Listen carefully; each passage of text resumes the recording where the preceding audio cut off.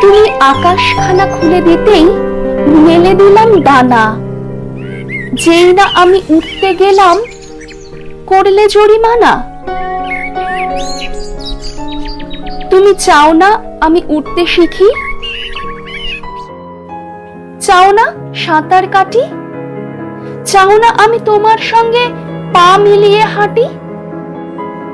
কেন এমন অসাম্যতা? বাস্তবে বিপ্লবে নারীর কাছে পরাজয়ের ভয় পাও কি তবে?